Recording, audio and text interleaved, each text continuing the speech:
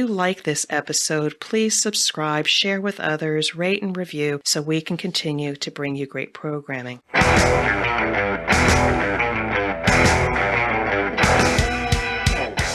is The Thing About Cars, a podcast for car enthusiasts and the people who love them. Hello and welcome to another episode of The Thing About Cars. We've got our old friends around the table with us today, and we might yet have a guest join us today. First, Dawn, how are you doing, Dawn? I am, need some gas. Well, I think it's our mission today to help you with that. Ben, how are you doing? I am fantastic. How are you? I'm doing great. And Dave? Well, I guess if Dawn needs gas, I will be full of gas. Okay, I'm glad it's better you than me, I think, at this point, for the sake of, the environmental, for environment's sake, if nothing else. Just call me Greenhouse Gas Dave. Greenhouse Gas Dave. That's awesome. Okay, so I've got an interesting grand trivia auto question for us today. Should we give Dawn time to come back and hear this? Maybe. Yeah. Yeah. Let's do that. I can hear you guys. Oh. I actually have a cat hair in my eye that I can't get out. Oh my God. It's so annoying right now. Now I know what it is, but yeah. All right, go ahead. There's nothing worse than a Ferrari in the eye. Yeah, I've got a Ferrari. Actually, it is. It's a white piece of hair, and he's the only one who's got white hair. I've got Ferrari in my eye. Oh my God. Like I said, so in other words, you're suffering from Ferrari. Ferrari. This has been par for the course for 7 days. Something has gone wrong before I've had a deadline.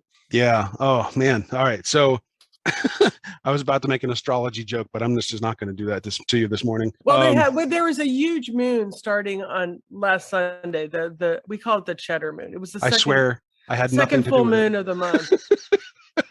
Oh my God. Okay, go ahead. For those of you who are following astrology, Dawn has gone retrograde. Yeah.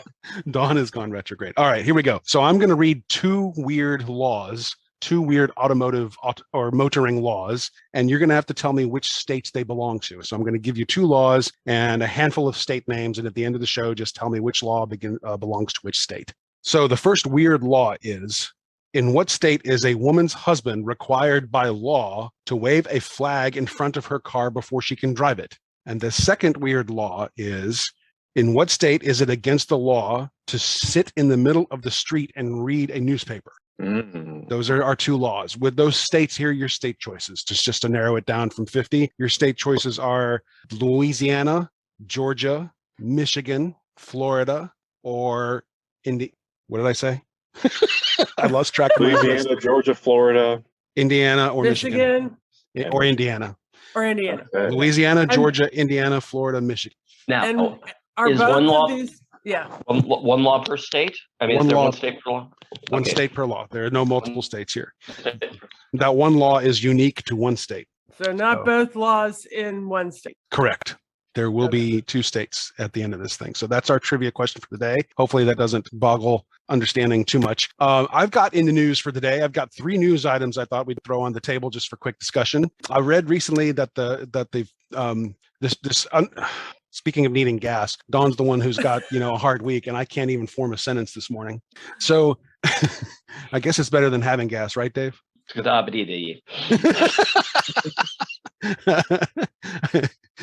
So the first speeding ticket ever written, anyone ever hear this story? Probably, but refresh your memory. So it was the 28th of January in 1896. The world's first speeding ticket was issued to a guy who was driving 8 miles per hour. 8. Wow. It was through Paddock Wood in Kent. In England, I guess that's England and not just the UK. And so the speed limit was apparently 2 miles an hour. And my first thought is you can walk faster than that. So what kind of cars did they have then that, one, required a speed limit, and two, why was it set at 2 miles an hour? Well, probably just a general safety thing, because cars in those days were very rickety. Yeah, but they went 8 miles an hour. And what about cobblestone? I bet you it was all cobblestone. Oh. So Yeah. it's like how it would be hard to get, and maybe you have to let the horses pass you. Right. Well, there and there's one thing I read here. It says that in early 1896, the law said you can only go 2 miles per hour, and you had to have a fellow walking in front of you, waving a red flag to alert the nervous people of your approach. So this guy tearing around town at 8 miles an hour was just a terror, I'm sure. It sounds like the people of Kent are a little high strung. It sounds like it, right? So I don't. Plus, also with the red flag thing, there were steam powered cars in those days too. So you would want to have a flagman so that everybody would know a car was coming in case one of them had a boiler explosion. Right. True. Right. But sure, the Stanley steamer was wanting to blow up at 6 miles an hour. You just can only push those things so hard. Yeah. Well, that, and you know how much of an idiot the average driver is. You know who's paying that much attention to the water level or pressure level in their thing. And Yeah. There's nothing worse than trying to steam clean a cobblestone street. Yeah. Oh, okay. So second item of news I've got is Italian Car Day is coming up. Our friend John Montgomery was going to try to join us today, and something must have happened. But in his absence, I feel like we should, talk about how much fun we had last year at Italian Car Day, and hopefully make plans to go this year. Italian Car Day is supposed to be happening on Saturday, October 2 from 10 a.m. to 3, hosted by Ferrari Maserati of Atlanta. And last year was a pretty good turnout, I got to say. In spite of COVID, there were people who came out to have fun, and it was still pretty safe. And we actually recorded an episode on site, and hopefully we get to do more of the same this year. What do you guys think? I'm in. Yeah, I'm in. The last year it took basically Dawn had to physically restrain me to keep me from stealing one of the cars. Yes, I did. And there were several. It was like, Dave, not that one. No, not that one. Now, this is also Dawn's idea of restraining me. No, don't take that one. Take that one. What were you thinking? So, Dawn, do your cats like to travel? No. They do not like the getting in a vehicle. They do not like getting in their cat carriers. And Bentley here, who I've got in my lap, is definitely if he's in his cat carrier in a vehicle, he must be on my lap because there's no other place he went. Right? That's too funny. I was going to say you could bring a Ferrari to the Ferrari show. Yes, I could bring a Ferrari to the Ferrari, and now Ferrari. Once he got there, he'd have a blast. It would be the transport that would be very difficult. So yeah. Once upon a time, my partner and I had a 18-pound long-haired calico Mancoon. She actually looked less like a cat, more like an ottoman with a face. Oh my. But she was also, because she was so big, she could get out of any car carrier in the world. And when she was in the car, when we were bringing her back and forth to the vet, the only way she could actually drive or ride along was if she was sitting in my lap with her paws on the steering wheel. Nice. That would have been a picture. Did you get one? You know what? It was in the days before it was easy to take a selfie while driving, and plus the fact, she got a little controlsy. Yeah. She's like, no, we're turning right. Yes, we are not yet. For the love of God, we are not going to the fish market again. Weirdest experience with kitties in cars that I ever had was back at the early 80s. My dad had a really sweet but kind of weird little black kitty named Othello of all things. And he couldn't get him boarded into the vet or something. I forget what the deal was. My dad lived 300 miles away, and he was picking up my brother and I to go back to his place for Christmas or the summer or something. For whatever reason, he had to take the cat with him on this trip. And so the vet gave him some kind of tranquilizers or something that didn't work very well. They wired up this poor little beast. And what he did was for 300 miles, he paced laps around the car. And picture this, it was a 1974 Alfa Romeo Berlina, so not a very big car, little four-door, just enough room for my dad, my stepmom, and my brother and I, and this poor kitty who would hop up on my dad's left shoulder, then down into his lap, then up and walk across the dashboard, then down into my stepmom's lap, then up onto her shoulder, then hop down into my lap in the back seat, then up onto the rear shelf, walk across that, hop down into my brother's lap, and then back up on my dad's shoulder and repeat all the way to Georgia. I bet that cat slept for like 3 days after. afterwards. No, he was too naturally high strung for that, I think. Oh. Wow. Well, my cat loves to go on trips. I think it's weird, even though he knows that probably at the end of them he's going to get traumatized at the vet's office. He loves getting in the carrier and just going places. And sometimes I think he tries to drop me a hint, like I'll turn around and the carrier's behind me, especially after we've just made a trip somewhere, and he'll just be sitting in it with this expectant look on his face. He's like, "Can we go somewhere today?" It's the weirdest I wish thing. my cat cars would like to be in the vehicle. That would be wonderful. Yeah. It would. Yeah. So the second item I've got of news I've got for today, that a Ford apparently nixed an idea or nixed plans to produce a Ford Bronco pickup truck. So a Ford Bronco pickup truck was in the works, and Ford's like, no, we're not going to do that. And at first I was kind of upset. I'm like, come on, we need newer, cooler things on the market. But on the other hand, Ford already has the best selling pickup truck on the market, thanks to fleet sales and stuff like that. It's, the Ford F-150 being the obvious thing that I'm talking about, right? But so is Ford simply not making a Bronco pickup because they don't want to create internal competition, or they just I don't not? know. Yeah. I've got several angles on this, and that may be part of it, because yes, the F-150 is, fabulously well selling. They're doing pretty well with the Ranger too, I understand. And they've got a big metric ton of pre-orders for the Maverick compact pickup that's about to come out.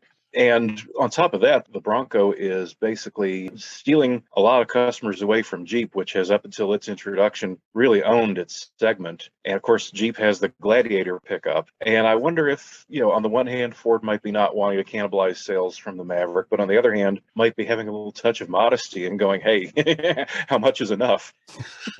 I don't know if Ford's capable of modesty, but it could be, I guess. Well, they've been capable of a lot of other decisions. So yeah. Not to just insult them when I say what, Dave? I was just saying, I had the same thought when they came out. My first instinct was, okay, they just don't want to cannibalize. Right. So that must be it. And so in the first place, I was like, oh man, why'd they cancel it? And the more I think about it, the more I'm like, well, maybe it's okay that they did cancel it. And because, for exactly the reasons that Ben said, the Maverick and the Ranger. I equate it to pizza. Yeah. That, this weekend, Pizza Hut came out with something new. I think it was Pizza Hut or Domino's, which was like a pizza calzone combination thing that looks like the German Iron Cross. And at some point to say, who was clamoring for this product? I mean, it's like who finds it to be too much work to roll the pizza up if you want it rolled up, that we actually have to pay extra. And I think that's where Ford was with this Bronco product. Is like, okay, it's like, next up is we're going to make a Mustang Jeep. Well, I read a book once about products, especially food products. There's only so much food out there, so you have to keep making products that are they're the food, but they're packaged differently. Just like the other day, the little fish, the little cheddar fish thingies. Goldfish. Yeah. Goldfish. Well, now they have one that's pink and it's called the princess fish. Okay.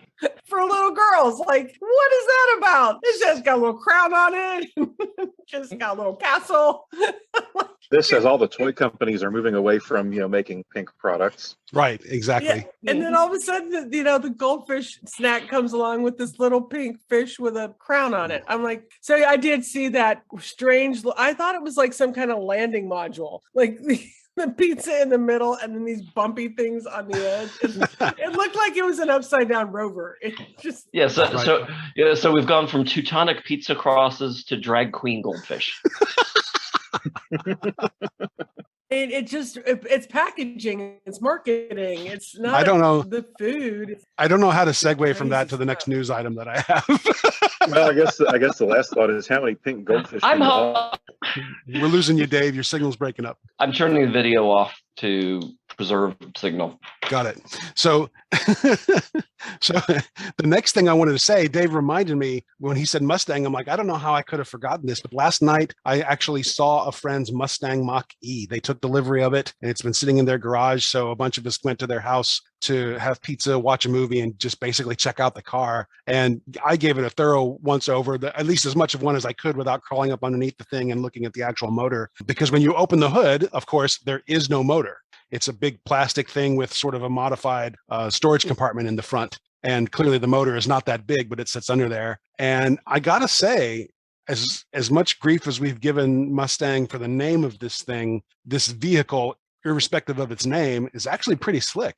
Yeah, the Mach E they did a really good job with it. We actually had another friend who brought his Tesla that last night as well, so we did a side-by-side comparison on the Tesla Model Y to the Mach E, and I just kept shaking my head because it's like, I wish Mustang had named it. Sorry, I wished Ford had named it something else. But otherwise, in terms of just judging the vehicle on its own merits, I think it looks like they did a pretty good job. So. Oh, cool.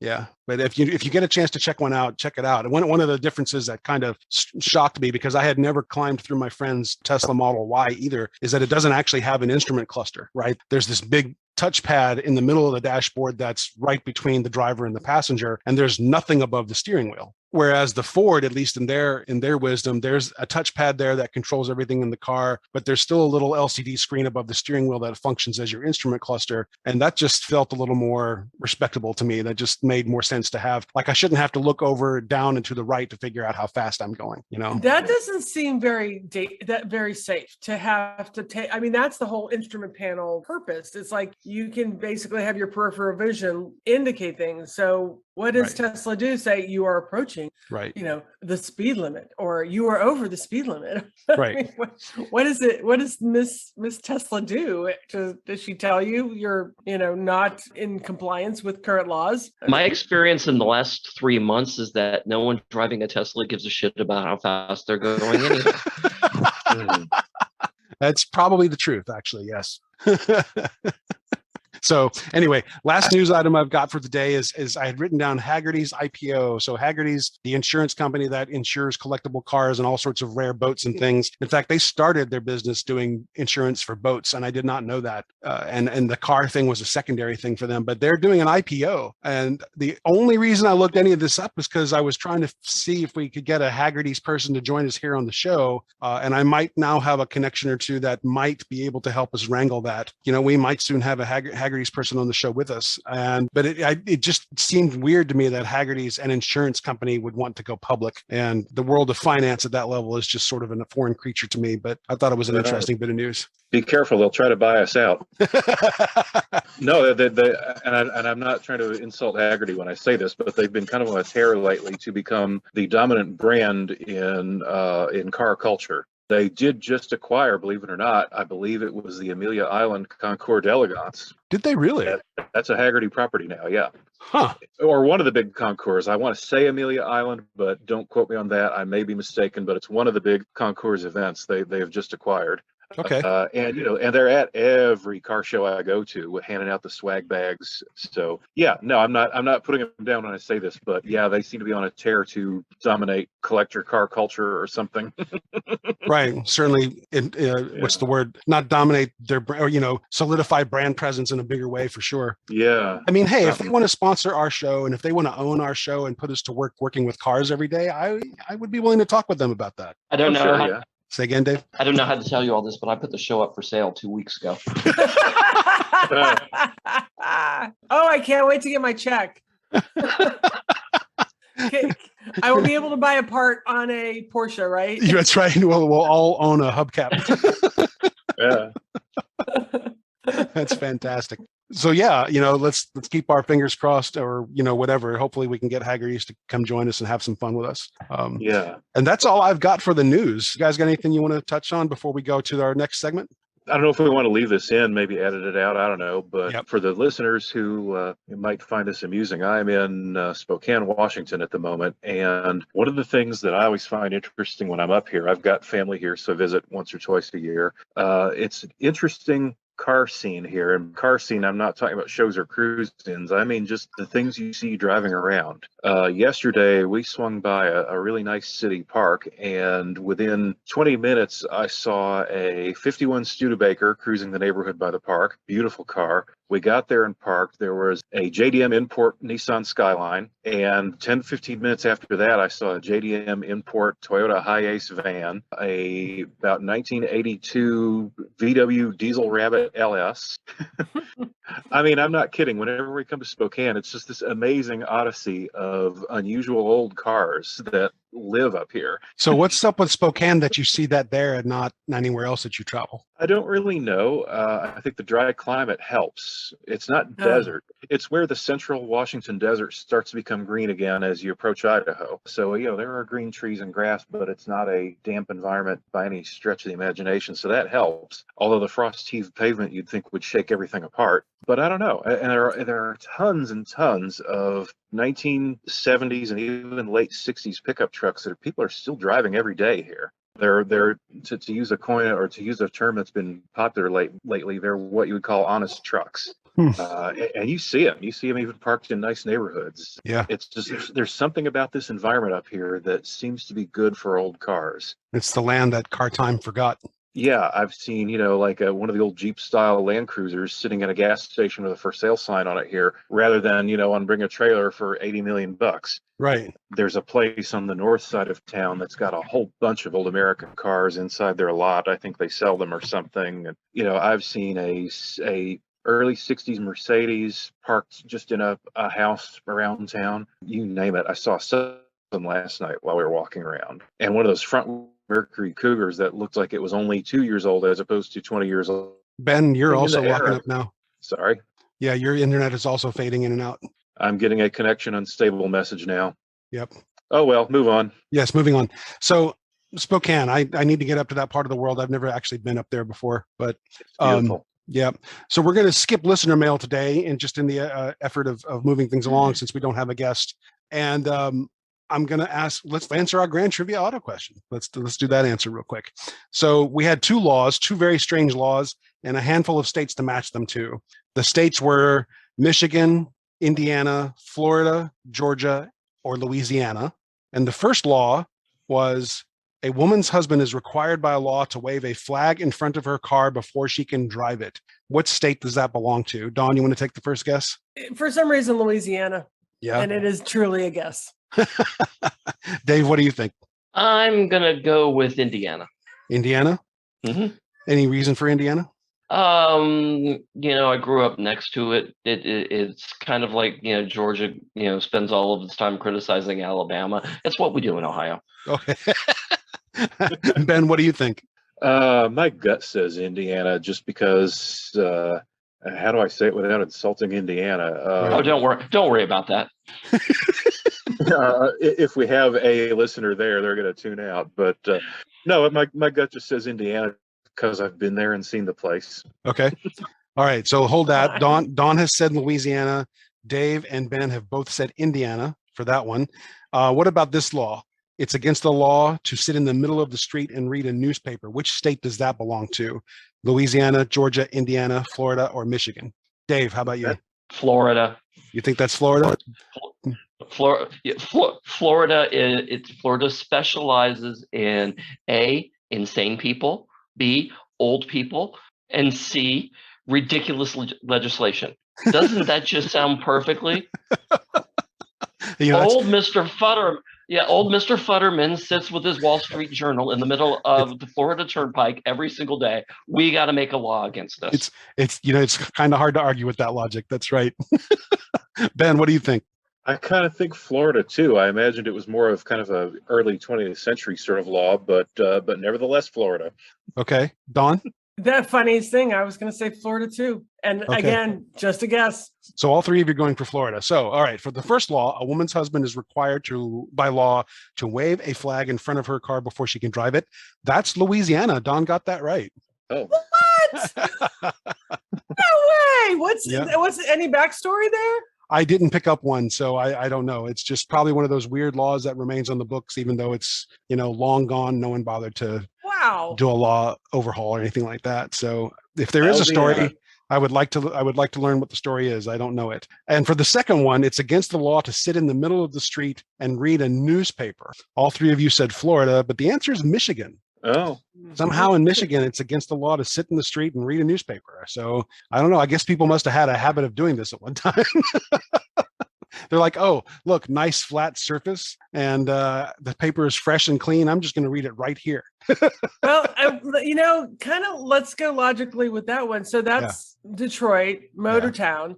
I would imagine probably a lot of people waiting to get to their job, maybe in line a long time ago just started reading the paper while they waited to start their next shift or something. I mean, kind of. It probably was something like that, right? And some legislator said, okay, it's all right if you sit on the curb, just don't sit in the street. Right. Yeah. You know, something weird like that. So anyway, thanks you guys. It was an interesting bit of trivia today. And that's all I've got. You guys have anything else before we sign off? Let me tell you, I watched Ford and Ferrari while I was on Ford versus Ferrari while I was on vacation. Yeah. And Shelby was a fascinating person. Yeah. I have to just say, yes. We were talking about the Bronco, but you know, you think about the Ford family as being the ones that, you know, they started this car. They did all the business corporate stuff, but Shelby bought the artistry. And then, you know, I didn't know a lot about Leo Iacocca back then. So it was really interesting to see that he brought us the muscle car. And so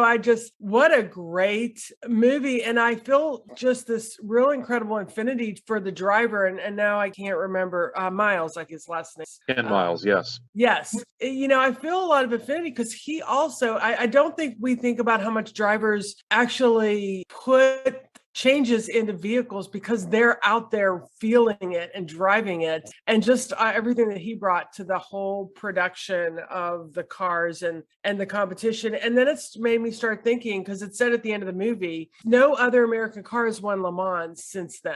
Yeah. And I just started thinking, you know, we don't invest in that artistry like Ferrari and Maserati and Porsche and Lamborghini. And, you know, we invest in everyday cars, which are needed, but we're, you know, our car companies aren't investing in the artistry of the vehicle. And I'm curious if Tesla has done Le Mans or will do Le Mans. Any of the electric will do Le Mans. I imagine they'll have a separate class for the electric vehicles. I was thinking about that because I was learning more about how what has to go into a particular car to actually race Le Mans or any of the, multiple hour type of endurance. Yeah, I believe there is some sort of electric GT prototype class already in existence. I don't know. I'm pulling from memory here, but I want to say I've seen that. Yeah, but anyway, anybody out there that hasn't seen the movie and really wants to understand where a lot of our stuff came from, it's a really technically accurate and just incredible movie. It was a good movie for sure. It made me angry in some ways as well. But it glossed over a few things too, like the actual early development of the GT40 in the UK and all that. Right. But, yeah. I mean, of course, it's a movie. It's not going to be, and it's not the 48 Hours of Le Mans where it's going to give you every absolute thing until you're and I'm sure they took dramatic license here and there to make it a good storytelling. Right. Yeah. And it is a good story. That's the other thing. If you're not even into cars, it's a great story. Yep. And it was a really interesting watch, and I enjoyed it and learned some new things. And then that made me want to research. And then I started, Shelby was into a lot of different things. And oh, yes. The other thing that was really fascinating, I thought about Shelby, is how much he just kept going for broke. Yeah. And he did things and went bankrupt, and then he did things and was successful. But, every day he got up for the love of the cars. And that was just really fascinating to me and I think he was married like 7 times he was actually. 7 or 8. I had the wonderful privilege of getting to know him a little bit very late in his life. Oh. And I was dating one of his granddaughters for a few years back in the early 2000s. I got to meet him a few times, and I got to meet his last wife and his first wife, who was my then sweetheart's grandmother. And I think the joke was that only he really knows how many times he was married, but the popular opinion seemed to be 8. Okay, I think you're right. And and it seems like the one person that he really loved, and the only person that he didn't divorce, died in a car accident. That sounds about right. I'm not real up on the history of all the wives, but he was a real hell of a character. Yeah. And there were so many angles about him that people don't really know about. Like toward the end of his life, he was trying to make some money on bringing a form of African cattle to Texas, on the theory that all the cattle breeds we have in the United States are descended from English breeds, and so they don't do as well with really hot climates as some of these African breeds do. And he had a couple of them, had a little piece of property in Texas that he owned. I saw one of them once. This big, impressive, just like a mammoth of a bull. It made these English breed bulls look like dogs almost. And huge, thick, pointy horns. and he named this bull Cobra. Oh, neat. All yeah, right. And he'd scream at him, "Hey, Cobra!" And Cobra would snort and scrape. And So Wow. next week on the thing about cows. That's cool. Anyway, so yes, an homage to Shelby. Clearly, and Leanne, who was with us, said that he got into the chili business for a while, so that if you see some of his cars in a museum, and if you happen to hop in one and take a sniff, that may actually smell like chili peppers. So yeah. But anyway, that's it. Thanks, you guys. Good episode. For our listeners, thank you as always for joining us, for being a part of the Thing About Cars family. Please send us your trivia items and your enthusiasm. And if you'd care to join us as a guest, we'd always welcome a shot at hearing from you to see what kind of cool stories we might share with each other. In the meantime, please rate the show on Apple Podcast or Google Podcast or wherever you catch us. And I hope you and yours are staying safe and vaccinated. Take care. We'll see you with another episode soon. See ya. Do well. So long. Thank you for listening. This has been The Thing About Cars. We'll see you on the road.